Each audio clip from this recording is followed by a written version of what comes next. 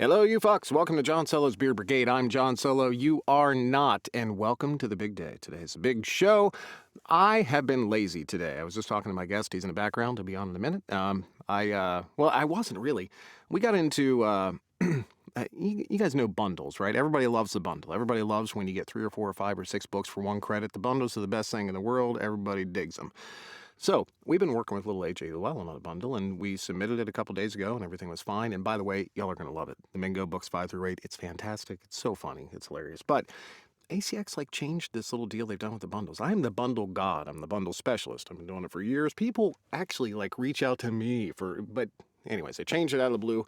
Had to work on a bunch of technical shit all day, which was annoying, so then I decided to take a nap because it made my head hurt. So, Susan Buttons just asked me about my beard, so I'm going to tell everybody. I think I told everybody in Discord. You know what? Actually, let's bring in our guest for this. He would be a good person to talk to about beards. No, I don't know why I just fucking said that. Anyways, hey, Liam, how the hell you doing, man? I'm doing well, John. Nice to be back. Yeah. We're gonna. I believe I know exactly where I want to go with this conversation to start out because we were talking Star Wars and I dig it. But I gotta deal with this beard issue. So everybody knows me because of the beard, right? And the silhouette, and that's my whole fucking thing. It's like my. But I made a mistake. It was a drastic mistake. The first mistake was I was talking to my wife. That's not a mistake, by the way. She's lovely. But she explained to me that I'd cut it a little bit shorter, and she was like, "Well, it looks better that way." I asked her specifically, "Does it look good this way or not?" And she liked it. It was a little bit shorter. So I was like, "All right." Then I got into, man, you make one little miss, and then half it's fucking gone, and then you got to fucking miss on the other side, and then now we're here today with frog face, so that's where I am. It's gonna be back, don't you worry. I've been putting Chia Pet on it. Give me 2 weeks, we'll be back in the fold. So there's my story. Dude, I gotta ask you because one, I've listened to a couple more of your samples. You are Can I just give you a fucking blind? You're fucking great, dude. You sound really good, Oh, thank especially you. for the number of books you've got out, dude. You are rocking it. Um, Thank but you. we were talking about Star Wars. Have you gotten into the Star Wars audiobooks at all? Have you done those? No, no, I have a excessive collection of the paperback and hardcover books. That Mm-hmm. I'll be honest, I've been collecting those since the 90s. Really, yeah, probably 80s or 90s.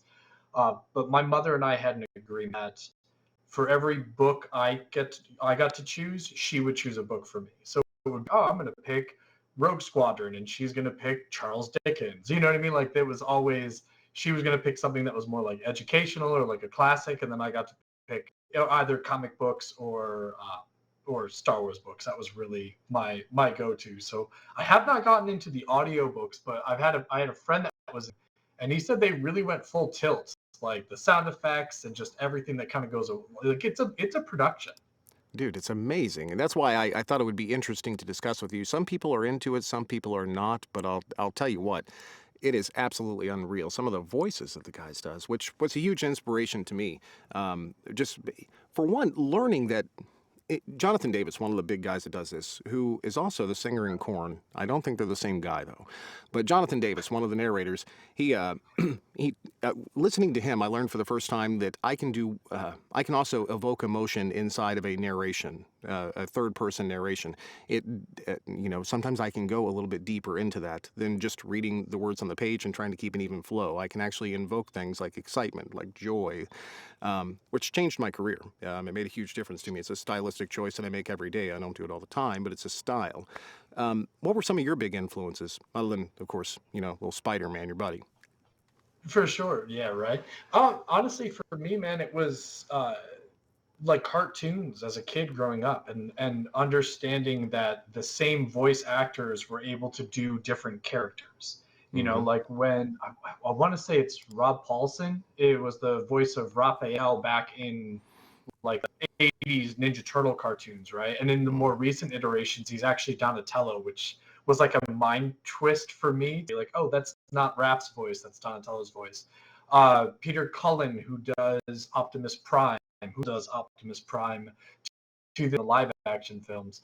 Uh, you know, Mark Hamill, the quintessential Joker from Batman animated series. I mean, these were voice actors that obviously not in the realm of where you and I exist, but still like quasi talented individuals that really helped kind of shape and define what voiceover was for me. So when I go into crafting characters, like I recently did a 7 book series for only James, Necessary Evils, and each of the 7 books follows an adopted brother who is a psychopath, and then it follows his love interest. So it's third person narration, but each chapter typically switches the POV from either the brother or the love interest. And kind of the same thing, getting this idea of, look, I'm omniscient because I am the narrator, still conveying the emotion because it's almost as though the narrator is learning what's happening as it unfolds. It's not like I have advanced knowledge as to what's going to happen in the book, even though I do because I've read it, but still trying to go through and convey the emotions in the same way that the reader would as they're finding out what happened. So I really like getting stuck in. I really do like that third person narration. And I especially love creating. I mean, that book series, it was like 40 plus voices. I had a note because these characters would pop up again and again. And sometimes it might be somebody that was only in one chapter in one book, but all of a sudden they're in 7 chapters in another book. And it's really defining and broadening out that particular character. So Hmm. I actually love that. I love the variety of voices we get to bring to each one of these projects. That's a fantastic answer all the way around, man. The fact that you progressed so Thanks. quickly in your career to work at, and you're playing at a pretty high level right now, with your work, especially just listening to you, you're getting really good for such a short time. You've obviously got something going on here, bringing it together. How are you tracking your voices and your notes? Are you doing a spreadsheet? Or are you using OneNote? What program are you using, and what's your methodology for it? So if I'm doing a solo book, I do all the notes myself just on my phone. So in my setup, I have a little clip that holds my phone about this far away from my face. So I've got my iPad here so I can read the text. And then I have my phone with just, the notes option in an iPhone. And I'll just do something simple that's like character name, dash, and then a description of how the voice is. If it's low and growly, if it's high and breathy, male, female, what have you. For some characters, if I'm utilizing a voice that's sort of become synonymous with that style, um, very early on in my career, I did a book where I had like a low timbre to my voice, and it was very commanding, very alpha male. And my wife preferred my Gideon voice, so anytime I'm using voice in a book, I'll just put Gideon. And then, even though if that's not the character's name in the book, I'll know what voice I'm using because it's my Gideon voice. More recently, I've had like my Ren voice, which was from a book series.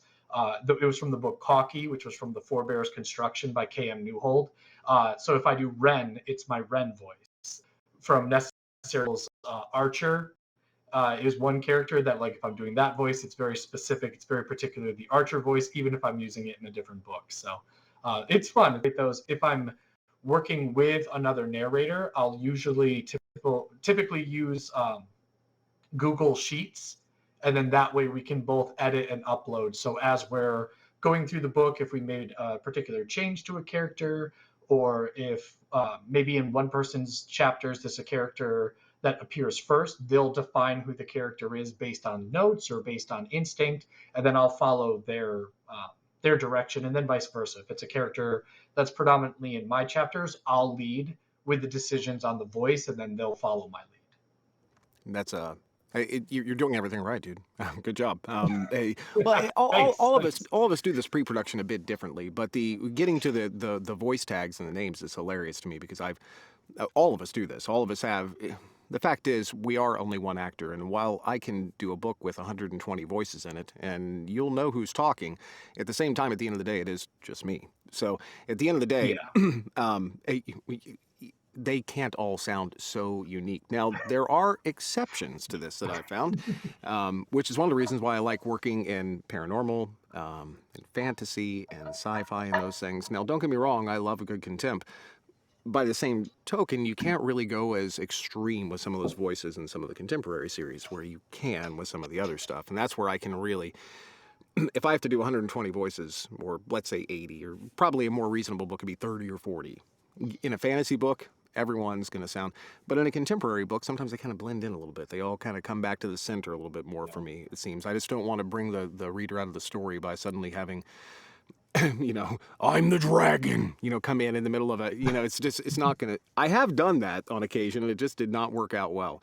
Have you had a voice where halfway through a book, you're like, fuck this is not working, but now you're committed and you're going? Have you had that happen to you? Honestly, and it's funny you ask because it happened. Tim Page, my best friend, him and I just did a duet together, and we were trying to decipher like who was going to do the voices for which characters. So it's like, okay, if this character is typically showing up in Tim's chapter, does it make more sense for Tim to just do the whole chapter and do both characters, or to give the audience kind of the full experience? Does it make more sense for me to do that character? That way you do hear two voices in pretty much every chapter. So there was Tim's character's ex love interest. And I was like, oh yeah, let me do this character. So we had decided he was going to be kind of snooty, full of himself. He's an influencer, right? Like social media influencer. So I was like, oh, okay, this guy's a douche. I got this. So I picked a voice, and we get halfway through, and I just turned to him. We had finished the chapter, and I go, I fucking hate this voice. And he just started laughing. And he was like, hey man, you chose it. And I was like, I didn't think he was going to be in the book like as much, like because I was scanning my chapters, and because Tim was scanning his, and we were going to compare notes, and he shows up in Tim's chapters quite a bit, and I was like, dude, this guy's a douche, and the voice is very douchey, but it's not a voice that I enjoy doing. So we'll see how well it translates to the listener, but hopefully, yeah, he comes across as douchey as it felt to have to be the character. So Well, the fact is, the job that you're doing, even when you're working with another narrator, we're all having to make a lot of decisions on the fly very quickly, commit to them, and keep moving. That's the way that you have. Otherwise, you're not going to make money in this industry. You have to keep moving. yeah. We get oftentimes the advantage of a pre-read or a pre-reader, depending on how your system works. And then once you're in, and once you've made that decision, you're 20 pages past before you start to realize, fuck, that was a mistake.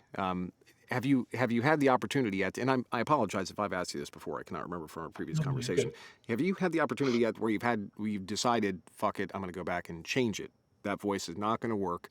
Have you done that yet? Yeah, and luckily for me, my wife works as a proofreader. So I got about halfway through a book, realized I did a really not just that I didn't like the voice, but that the voice didn't suit the character. Because it was a single person point of view, so it was always from the same person's POV, and then just this was the love interest. And I went with one voice, and I was like, oh yeah, this is going to be good. It has a good vibe to it. And then as I kept going, I go, it doesn't feel like him. It doesn't feel like this character as I'm going. And so I asked my wife, I go, hey, look, about halfway through, I'm going to switch the voice. I need you to flag for a pickup every time this character speaks. So I had to go back through like the first 15 chapters, and I had to redo every time this guy spoke. So luckily in chapters he didn't pop up quite as frequently, but there were other ones that there were pages of dialogue where I had to just go back in and do the pickup. On the plus side, you can just sit in that voice because every pickup is the same voice. So you're not jumping back and forth. Oh, well, I'm this character or I'm the narrator or what have you. It's just, oh, I can exist in this voice for all of the pickups. And it just, bless my wife's heart for tolerating it and then going back through and editing in every single pickup. She is the savior that I never knew that I needed in this industry, but she rallies forth, man, and she keeps me right as rain. My wife served the same role in our company for a lot of years, and she's still definitely in there in the game. But she was my proofer and my editor for a lot of years, and she did that for not only me but the rest of the guys that were working for Falcon. Now, tech has evolved. I don't know if you've used this yet or not, or whether we've talked about it with Positron. One of the hardest things. Let's say I discover that I have been saying a word wrong. Let's say it's Marie, a name, but instead it needed to be Maria. And I fucked it up in the entire book. Now, let's say Maria was a main side character and her name shows up 75 times plus. If your editor did not know in advance, and your proofer, your wife, my wife, going through the proofing session that we needed to flag those, that becomes a major problem.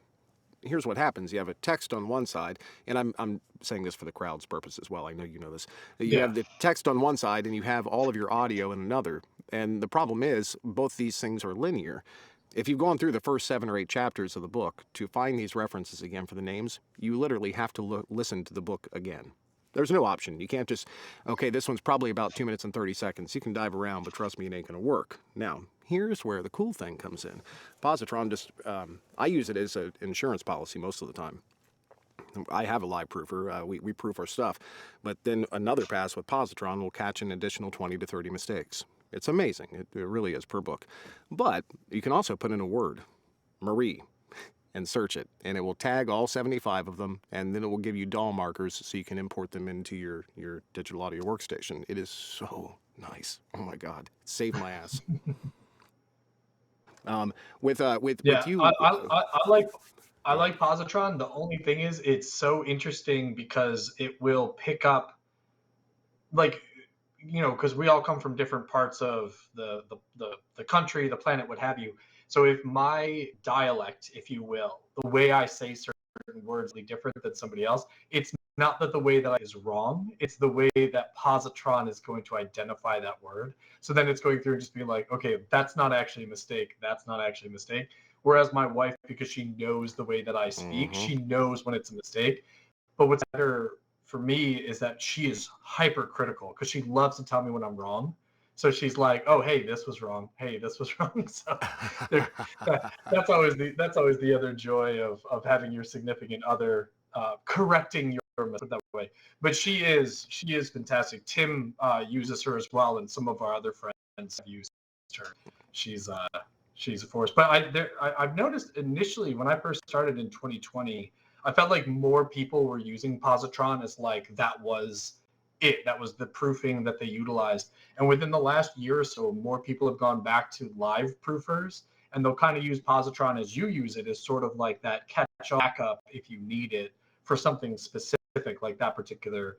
But I don't know if it's just because of the rise in AI that we've seen and sort of the battle that we're now facing in is AI going to potentially replace us, or is it just sort of it's a fun tool to have, and those that would use AI probably wouldn't ever pay for a live narrator to do it anyways. So it's an interesting battle, but I have seen some of like the production houses that were starting to use Positron pull back and they go back to live proofers. I saw the same exact thing. For anyone that doesn't know, by the way, I think most of the crowd here, everybody knows. I'm sorry, most of the people that watch this podcast know some of the tech details, but Positron is a program that will listen to your audiobook and attempt to match your audio to the manuscript to make sure that you've said every word as it is written down. And it has a couple other functions like we were just describing. You would think that that would replace a proofer and an editor entirely, and some people have tried it. I have used it on occasion as my only proofer when I basically didn't have a choice. And it's not the best. It's not the best fucking option because you mentioned one thing. Basically, I guess would be considered dialect. It's just a different kind of sound. I'm a redneck. I'm from the Appalachian Hills of Southern Ohio, and that's so I have a natural redneck, just freaking Southern accent that I had to work my way out of, and occasionally I slip into it. Your wife will absolutely catch that. Positron will absolutely flag it, but there are other things as well, such as some foreign words, that sort of deal. You don't want to use this as your only. This is not your only proofer. It's just that fucking simple. It does have its use though, and for that, it saved me a ton of money. But I think more importantly, it saved me a ton of time, which then saved me a ton of Yeah. money. And it's that extra insurance policy, for the love of God. The other thing too, see. Your wife is taking all the pickup lines, inserting them. Is she also mastering your projects for you as well? So I usually do the mixing and mastering on it, my music background, Gotcha. and like I'll create like if it's narrators that I work with frequently, I'll actually create a stack for them and I'll assign it to the keyboard. Way as I'm going through, I can assign the stack. I'm a perfectionist and I'll go back through and make sure that the stack is still relevant and I'll update it every 6 months because people's equipment changes. If it's the time of year, your voice can sound slightly like if it's the summer month versus winter month. So I usually will go back through and I'll change the EQ or the compression or the tools that I utilize.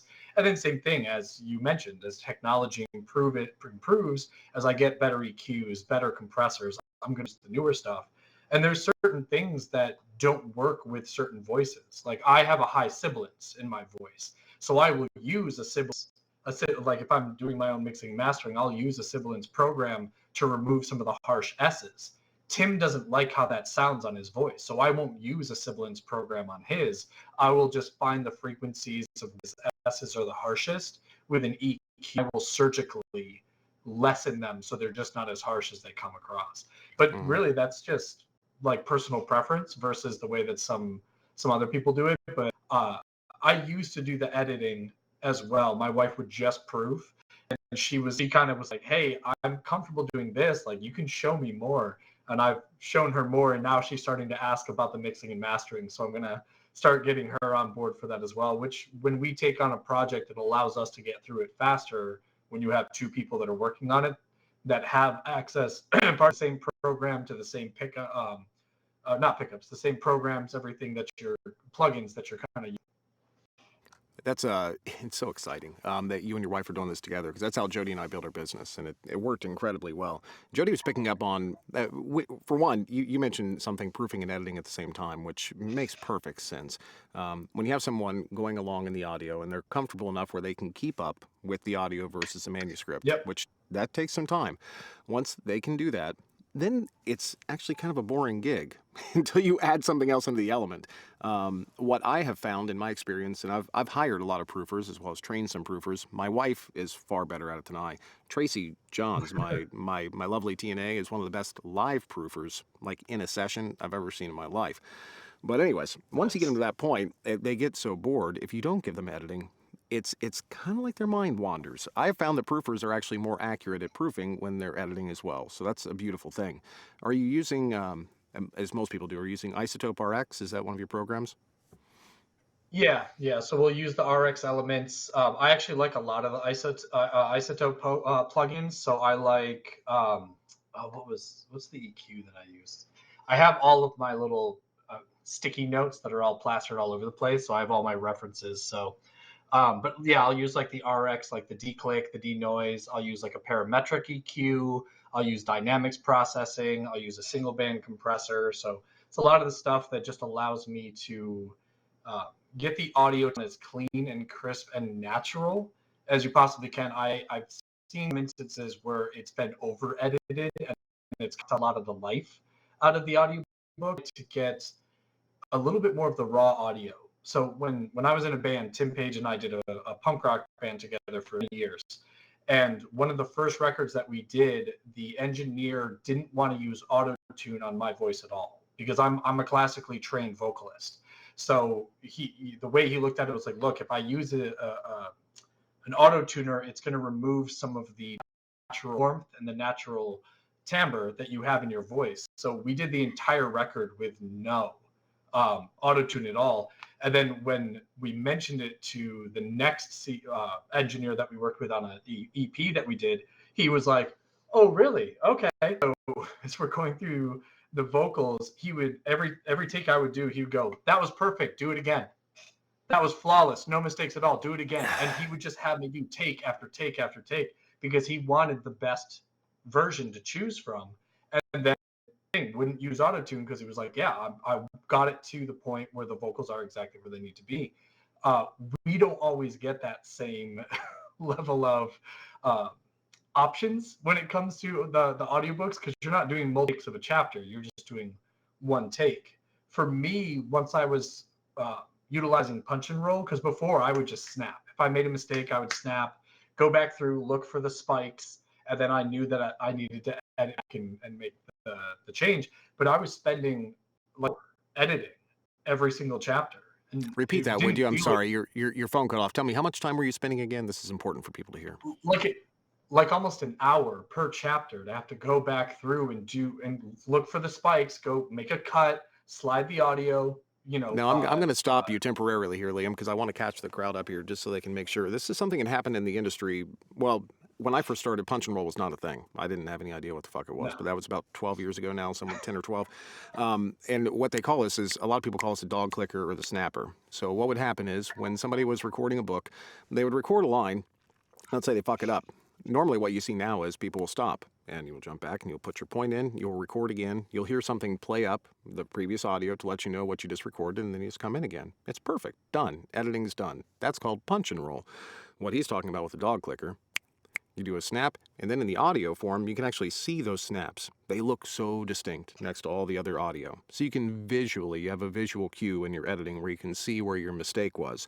So then an editor has to go in and cut out that dog click mistake, cut out the bad take, and then it will have the good take there. And you need to do that, for an hour chapter, 300 times. I don't know. It's so Yeah. time consuming. So for an hour editing session, you maybe have done an hour. I got pretty good at it with the dog clicker, where I could go in and find my edits, but it adds an additional hour to your process, which takes forever. Sorry to interrupt, but some people didn't know what that was, No, and I wanted to no, explain. no. You're good. And for me, like early days when I was still learning Adobe Audition, I didn't know all the fun keystrokes. Like after a while, it was like, oh, I can just hit M, and then I know that there's a tag, and you can use your cursor to jump between tags, and it makes it a heck of a lot easier. My wife does that now. When she proofs, she'll make that mark so she knows she's going to have to go back in and make an edit at that point in that chapter, and it has sped up her editing as well. But yeah, once I got fluent in punch and roll, and I realized like, oh, I can just go back through, highlight everything, merge files, export. I'm good to go. It's eliminated the length of time it takes for me to do the book, which allows me to do more of the things that are important when it comes to crafting what essentially you want it to be a perfect audiobook.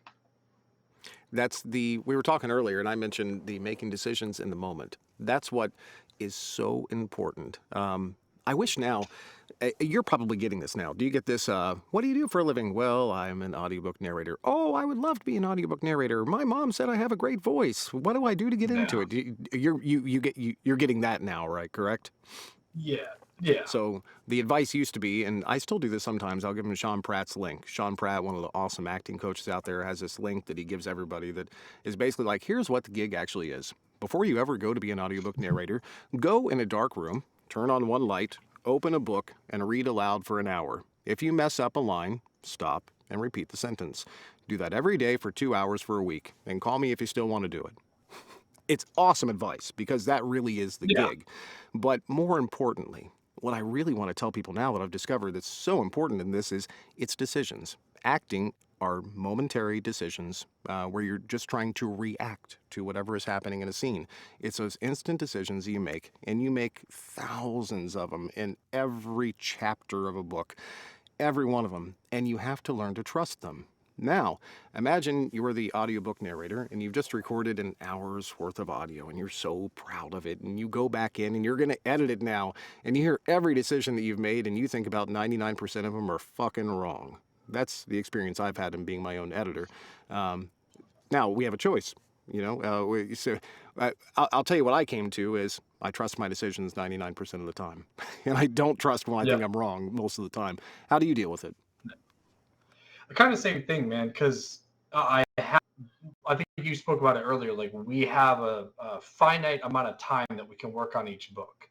So when I'm working on music, like if I'm recording a song or if Tim and I are working on a song together, I will pick apart that thing for months. We'll have Hmm. finished all of the recording. Him and I, he'll send me the tracks. He puts them in a Dropbox link. I'll download them, put them in, line them up, make the edits I need to make, and I will tweak and fuck around with that thing for months. We released one song last year. We had recorded another two. I'm still not editing because I still sit there and be like, oh, what about this? So I will constantly do that. With audiobooks, I can't because I just don't have the time to have to go back and second guess and re-record it. If it's something like we were talking about earlier, if it's a voice that I picked that just is a bad fit, or a mispronunciation of a name, and it's like, hey, I only did two chapters where that name was messed up. Let me jump back real quick and I can find them and fix it, right? Because I can go on my iPad and just search for the name, and every time it pops up, just jump down, find the line, good to go. But yeah, you really can't second guess yourself with this. It kind of has to be trust your gut, and as you go through it, you win or lose. Like there's going to be comments. People are going to like some of the decisions you make. Some people are going to like some of the decisions you make. But you just have to. I'll put it this. Way, told me early on is that narrators are it's taster's choice, right? Like it's choice for the author, for the production house, even for the listeners. And you're going to be some people's flavor, but you're not going to be every flavor. And it's disingenuous to assume that you would be, that just Mm-hmm. universally everyone is going to love your voice at all times. There are going to be cast, and people are going to think that you're perfect for it. And there's other times that think that you were miscast for a role, and that's fine. Everybody's entitled to their opinions. Opinions are like assholes. Everyone has one, right? Like you just kind of have to roll with the punches. I've seen comments where one comment was, "I didn't like the voice that he picked for this character. He had done something different." The very next comment was, "Oh, I absolutely loved that character's voice." Same character that they were talking about, but Yep. one person hated it, and one person loved it. And at that point, I was like, I just need to not read the comments because it's not going to improve my skill set. I mean, if I'm getting feedback from other narrators or houses or even my wife, like absolutely. If it's people I trust or people I know, I'm going to do that. If it's somebody that messages me on like Instagram or Twitter or Facebook Messenger or something like that, and they go, "Hey, I really liked what you did in this book. I really love this character's voice." Absolutely, I'll take it as a compliment. I'll go, "Cool, that's a character voice people might like. I should probably keep that in my back pocket and use it again." But if somebody messaged me and was like, "You're the worst narrator," I would just be like, "Cool, block." Like, I don't have time for. If it's not constructive feedback, it's not very helpful. So. Luckily, I don't get many negative messages. I have gotten them, but No. not many. That takes a lot of balls, and that's why the internet is what it is. Most people do not actually want to say these things to your face, which is fine. Comments and all those, truly, the reviews are not for us. They're for the listeners, and you hit so many good points on the head here. It's you're, dude. I'm proud of you, and I don't even know you that well. I mean, it's just because you No, haven't no, been. John. We're beard brothers. We're beard brothers now. We know each other. Actually, it's funny enough. After a half-hour podcast with anybody like you, like I already feel like I kind of feel like a you. Oh yeah. You hit a couple such good points, but I want to hammer down on this because you really, I think you said it better than me. The decisions you make on a moment by moment basis when you're recording, those are the flavor. I don't even think necessarily it's a sound of someone's voice. Maybe in the beginning, it's like meeting your spouse. If you're into chicks like I am, the first thing you see is the beauty of and then you move on to the rest. But the rest is what keeps you. And the decisions Yep. that actors make in the booth, moment to moment, those are the things that keep people coming back to listening to that particular narrator. You also said the miscast versus not. Unfortunately, that happens to us a lot. Unfortunately, we can't read every book at all before we decide to do it. We can skim through a little bit. I have Tracy, Jody check out these things before I do, but they can't even read them all. So you have to make a decision based on it's this momentary, yep, I'll take it. Then the next thing you know, you're 10 hours into the booth and and you're into this whole book that's not really your match, but it is what it is. We try our best not to do a disservice to our clients and our fans, but those moment by moment decisions get better. And you are making better decisions much quicker than most newer narrators that I've observed. You're really doing well. That's why I say I'm kind of proud of you, man. You've been fantastic. Thank you. Of Yeah, you've been a fantastic guest, and thanks for coming back, man. I know this didn't quite work out the last course. time. I want to ask one more question, but this is completely unrelated. Now, we had talked about, and I joked about because I'm an asshole, the Irish storyteller. So Yeah. I am at a good buddy's house. He's my best friends in the world. His name's Pat, and he's this old guy, and he's like 75 something years old, and he's like, John, that's a big deal being an Irish storyteller. And he actually knew how to fucking say it. And he has a buddy who is also a member of the Irish. Apparently, this is a guild. It's a big deal. And he actually gets hired to go around and tell these stories. And it's a whole format. Now, I'm going to say this and then I'm going to shut up and I'm going to let you tell me how this actually works. This is what my old buddy Pat told me happens. A storyteller, what he does is he gets hired to come in and he knows all these stories, but he has to control the entire crowd. So the crowd can't say, like, react. He has to control it. So sometimes he gets somebody that's in charge of their reactions and they teach them. I didn't understand a fucking thing about this. It sounded like a talk show to me. Can you tell me what actually is an Irish storyteller and tell me how the process actually works? So a Shawnee or a traditional Irish folk storyteller is exactly that. They're a storyteller that within their own words, within their own experiences, they're going to convey a story. Now, uh, I always say, and I think I brought this up on the last time I was on, I don't let the truth get in the way of a good story. So I have no issues with embellishing things. And that's a trait that I got from my family. Like my mother, her father before him, his father before him. Uh, all of us, we get to the point, my wife is after 11 years of marriage, uh, that we will repeat a story even when we know it's false enough times that we gaslight ourselves into believing it's true. So the story sort of builds and grows. And what Irish folk storytellers are supposed to do is they are supposed to embellish the story. So they will take something that is incredibly minute, incredibly dull, if you will, or very basic. But as long as the root is there, that there is something that you can build off of, something that you can create uh, this epic out of, then you will continue to do that. And each Irish folk storyteller will take what is the root of that story and they will build it to become theirs. So each story that we convey becomes our story. So to our point earlier, being narrators, the author will write the words on the page, and they will create it from their point of view. But once it becomes ours, now it is our story. It is still their words, but it's our story because we are conveying that story. So every decision that we made, the gut instincts, the character voices, the cadence in the way that you deliver the story, when you're doing third person narration, if you decide to speed up because it's an action scene or slow down because it's a torture scene or it's horror or it's a sex scene or it's the first time that they're legitimately recognizing that they're falling in love. Cadence that you choose, the author can give you direction by inserting a comma or putting an ellipses or whatever you have to kind of help give you that direction. But ultimately, the decisions we make what helps us craft this story to make it our own. So essentially, that's what the Shawnee does. Is they decide they're not taught in the same way that, like, if you're on stage and you have a director that is giving you notes on what you do, the Shawnee does not have that. The Shawnee is making the decision based on what's up here and ultimately what's in here. And that's what I've always loved about one, storytelling in its entirety, but also this particular medium.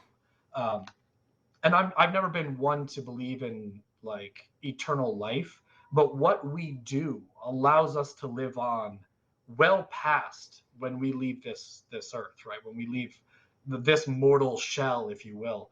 And I thoroughly enjoy that, whether it's the music, the stories, the stories that my children, that my wife will pass along, talking shit about me after I passed on. Um, all of that allows us to live in some way, shape, or form eternally, and I love that, and I think that Shawnees embody that to a T. So when I got into this business, I felt like that was the appropriate way to convey what it is that I do. Dude, you're one of us. I listen to a lot of comedy and a lot of comedy podcasts. I really enjoy it, and one of the things that I enjoy about it is one comedian knows another, and they're a very rare Yeah. breed. A good comedian, there's maybe 1,000 of them on Earth, maybe. There's not that many. Now, there's probably 100,000 shitty ones, but maybe 1,000 good ones, and they know each other. You can watch them. They all do podcasts like we do now, and you can watch them. They know one immediately, and they're brothers. It's just that simple. I could see you a mile away. You're a storyteller. I'm a storyteller and entertainer as well, but it's more so than that. You're a musician. I'm a musician. We just you speak the same language after a while, and you kind of know each other. You're going for a passion. My passion has always been recording. Anytime I can record, day or night, anything, whether it be music, whether it be an audiobook, I've done commercials, whatever the fuck I can do to just continue recording. That's the passion, you know? And audiobooks have just been a fantastic way to express through those momentary by momentary, moment by moment decisions how I feel. Your decisions are getting better, buddy. I really appreciate it. One last thing here before we Thank go. you. Tell Sure. us what you're working on right now, and if you have any place where people can go to find you, a website, a brothel. I don't know what you're doing these days. I Definitely a don't. brothel. So I I don't have know where. several brothels that you guys can go and visit me at. I don't know where that one All came of which are from. in Amsterdam. Sometimes you swing and Yeah, miss. right. You never know. You never know. Let's see. I dropped my pickups and everything on Maniac, which is the seventh book in the Necessary Evil series. So I know a lot of people were waiting on that one, but only James and I just finished up everything. That should be coming out within the next week or so, just depending on how quickly ACX goes through and approves. Which I don't really ever get anything kicked back from ACX anymore. So those early days were rough, but now Mm. I have my fun. It works. As I said, we just Tim recently did a duet that we're finishing up the editing process. My wife is doing the pickups on. The book is called Up in Flames by S.M. James and Eden Finley. And currently I am working on Burn With Me by Lucy Smoke, which is really fun. That's a newer author for me. So it was nice to jump into that. But I did want to give a shout. I've got tomorrow I'm doing an Instagram live with Shiloh James for a book series that her and I have been working on. And then Thursday, her and I are going to be in Sister Night, and we're going to do some live narration from the book series that we're working on. So definitely check it out. Stay tuned for anything else. You can hit me up on social media. It's at Liam DiCosimo. You can also go to my website, just liamdicosimo.com. Excellent. Dude, you've been wonderful. This is the easy part. And by the way, Thanks. guys, thanks for hanging out with me today. I'm going to be in Discord here in an hour or two working. We're finishing up. We have to finish up LA Wit's project tonight. Then we're rolling on to the next one here for Mortician Night tomorrow. Love you all. See you later. Wave bye to the camera, buddy.